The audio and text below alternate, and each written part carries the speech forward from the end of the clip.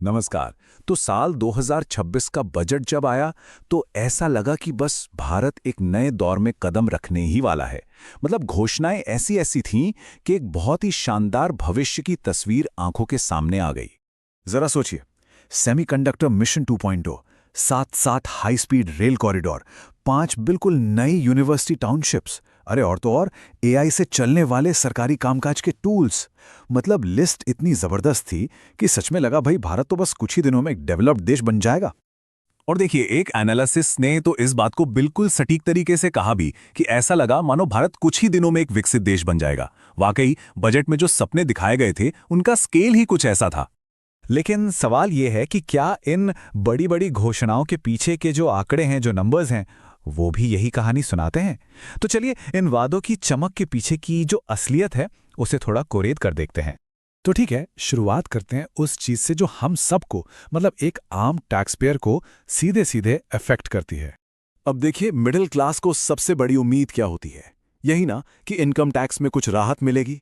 पर हुआ क्या? कुछ भी नहीं। ना तो टैक्स स्लैब बदले, न ही टैक्स के रेट्स। मतलब सीधी सी बात, कोई रिलीफ नहीं। अरे राहत मिलना तो छोड़िए, उल्टे कुछ जगहों पर तो टैक्स का बोझ और बढ़ गया। जैसे शेयर बाजार को ही ले लीजिए, वहां हर लेन देन पर जो सिक्योरिटी ट्रांजैक्शन टैक्स लगता है, जिसे एसटीटी कहते हैं, उसे बढ़ा दिया गया। फ्यूचर्स ट्रेडिंग पर तो ये दुगने से भी ज्यादा हो गया और ऑप्शंस ट्रेडिंग पर भी बोझ बढ़ा दिया गया। इसका सीधा असर किस पर पड़ा? मार्केट के इन्वेस्टर्स पर। और इसका नतीजा बिल्कुल फौरन देखने को मिला। बजट का भाषण खत्म होते होते सेंसेक्स 2800 पॉइंट नीचे गिर गया। ये साफ साफ दिखाता है कि मार्केट को ये बात बिल्कुल पसंद नहीं आई। अच्छा, तो ये तो हुई टैक्स की बात। अब जरा सरकार के पूरे बही खाते पर नजर डालते हैं। मतलब देश की जो आर्थिक सेहत है उसकी बड़ी पिक्चर को समझने की कोशिश करते हैं। तो सवाल ये है कि सरकार के पास पैसा आता कहां से है? देखिए, इस चार्ट में सबसे बड़ा हिस्सा है 24% का, और ये है उधार। यानी कि सरकार की कमाई में हर 100 रुपए में से 24 रुपए कर्ज के हैं। सोचिए। इसके बाद फिर इनकम टैक्स और कॉर्पोरेट टैक्स का नंबर आता है। ठीक है, पैसा आ तो गया, पर अब ये जाता कहां है? यहां भी कहानी दिलचस्प है। सबसे बड़ा हिस्सा करीब करीब 20% जाता है सिर्फ पुराने कर्ज का ब्याज चुकाने में।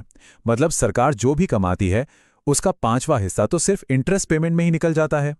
और ये जो स्लाइड है ना, ये एक बहुत बड़े बदलाव की कहानी कहती है। एक जमाना था जब देश की तिजोरी भरने में बड़ी बड़ी कंपनियों का योगदान ज्यादा हुआ करता था, लेकिन अब ये बोझ काफी हद तक हम जैसे आम लोगों के कंधों पर शिफ्ट हो गया है। चलिए अब आते हैं इस पूरे विश्लेषण के सबसे जरूरी हिस्से पर, यानी वादे बनाम हकीकत। जो बड़ी बड़ी घोषणाएं हुई उनकी तुलना करते हैं कि असल में जरूरी सेक्टर्स को पैसा कितना मिला। अब देखिए, एक तरफ तो नई नई यूनिवर्सिटी और टेक लैब्स बनाने के बड़े बड़े वादे किए गए, लेकिन दूसरी तरफ हकीकत क्या है? हकीकत यह है कि एजुकेशन पर हमारा कुल खर्च जो रेकमेंडेड लेवल है उसका आधा भी नहीं है। एक्सपर्ट्स कहते हैं कि जीडीपी का 6% खर्च होना चाहिए और हम 3% तक भी नहीं पहुंच पाए हैं। पर बिल्कुल यही कहानी हेल्थ सेक्टर में भी दोहराई जा रही है। मेडिकल टूरिज्म हब जैसी नई नई बातें तो हुई, लेकिन कुल खर्च वो अभी भी वर्ल्ड हेल्थ ऑर्गेनाइजेशन की 5% की सिफारिश से कोसों दूर है। हम अभी भी लगभग 2% पर ही अटके हुए हैं। तो सबसे हैरान करने वाली बात तो ये है कि एक तरफ तो हम शहरों को हाई स्पीड रेल से जोड़ने के सपने देख रहे हैं, और वहीं दूसरी तरफ शहरों की जो बुनियादी ज़रूरतें हैं, जैसे पानी, लोकल ट्रांसपोर्ट, उनको ठीक करने की जो मेन फंडिंग है उसमें पिछले साल से 11.6% की कटौती कर दी गई है। मतलब ये विरोधाभास देखिए। अब अगली जो बात है वो तो और भी ज्यादा चौंकाने वाली है। देखिए, पिछले साल प्रदूषण को कंट्रोल करने के लिए 8.58 अरब रुपए का बजट रखा गया था। एक अच्छी खासी रकम। और असल में खर्च कितना हुआ? आप यकीन नहीं करेंगे, इस पैसे का 2% भी नहीं, सिर्फ 160 मिलियन रुपए।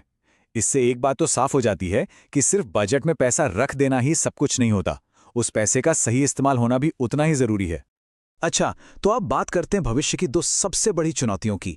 पहली है नौकरियां और दूसरी है टेक्नोलॉजी। देखते हैं कि बजट इस मोर्चे पर क्या कर रहा है। हाँ, बजट में टेक्सटाइल और मैन्युफैक्चरिंग सेक्टर के लिए कई स्कीम्स की बात तो है जो लंबे समय में शायद मदद करें, लेकिन जो तत्काल समस्या है, हर साल 1 करोड़ से ज्यादा नए युवा नौकरी की तलाश में आते हैं, उनके लिए क्या? इस बड़ी चुनौती का कोई सीधा जवाब, कोई डायरेक्ट बड़ा रोजगार प्रोग्राम बजट में नहीं दिखता।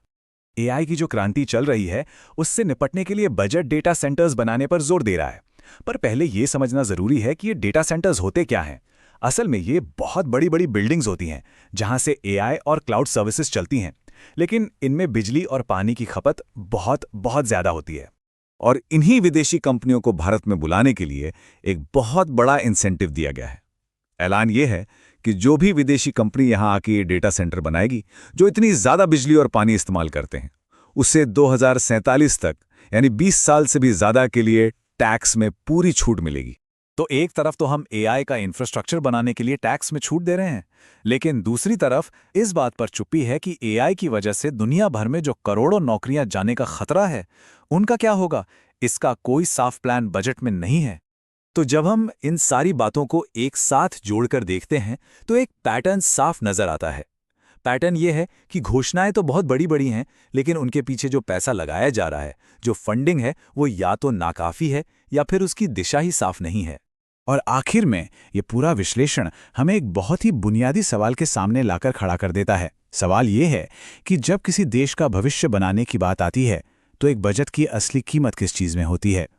क्या उन शानदार विजन में जिनकी घोषणा की जाती है, या फिर उस हकीकत में जिसे पूरा करने के लिए असल में पैसा दिया जाता है?